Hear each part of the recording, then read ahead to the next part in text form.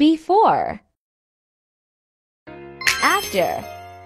Hi everyone! Another day, another DIY na naman ng Mami Moyengs. Maisingit ko lang itong school blackboard sa school ni Yuna. Di pa man ako tapos sa pagdi-DIY sa bahay ng nanay ko, sa school naman ako napadpad. So inuna ko munang tanggalin itong interactive board na nasa harapan. Well, basically hindi naman talaga nila to ginagamit. Ang blackboard na nakalagay rito accidentally atang na-fluoroxan kaya hindi na raw nasusulatan. At one more thing sobrang taas kasi ng TV nila. Kaya medyo nakakangalay kapag ginagamit ng mga bata yung TV. At yan talaga yung pinaka-reason ko kung bakit pinakailaman ko na rin yung blackboard nila. Ge-emote kasi si Yuna kapag nanonood daw sila ng TV sa school masakit daw sa leeg. So sabi ko gagawa natin ng paraan. Guyang ko na lang yung teacher mo para mailipat natin yung TV nyo. At the same time i-DIY ko na lang din yung blackboard nyo. Lagyan ko na din ng storage to make sure na mapapayag natin yung teacher nyo. At dahil Mia sa paranoid mom, basta dumaing yung mga anak kong nahihirapan daw sila gagawin ko agad ng paraan yan. Isang pirasong plyboard pa lang pilit kong pagkakasyahin. Yung plyboard kasi mas magaang at the same time mas mura. Since for the DIY at for the tipid nga ang person, pipilitin ko lang sanang makagawa ng blackboard na may cabinet storage in a low budget na hindi tayo gagastos ng malaki. Since for the DIY nga lang tayo, so pilitin natin sa paraan na kung saan tayo makakatipid. Perfect ideas na rin to para sa mga classroom ng mga anak nyo for the next school year sa mga magbibrigada eskwela. Dahil yung ganitong paraan sobrang useful sa mga classroom ng mga bata. Perfect storage ng mga books and paperwork na commonly problema din ng mga teachers. Kaya may times na kinakailangan din nila ng extra storage. Kaya kung minsan yung mga luma natin Durabox at cabinet na i-dinodonate natin sa mga school malaking bagay kila teacher para paglagyan ng mga books at paperwork. Which is para sa mga anak din naman natin. And so para sa framing naman na magiging blackboard nilagyan ko po siya ng mga gulong. Pinakamaliit na nylon wheel lang ang nilagay ko and it cost 10 pesos each. Para pagdugtungin naman yung pallet wood ginagamitan ko siya ng tacker. At uulitin ko lang po para sa makakapanood na expert sa mga ganito. Wala po akong skills at experience sa ganitong bagay. Malakas lang po yung loob kong subukan yung mga bagay na gusto kong gawin para mas ma-enhance ko pa yung talent at kakayanan ko.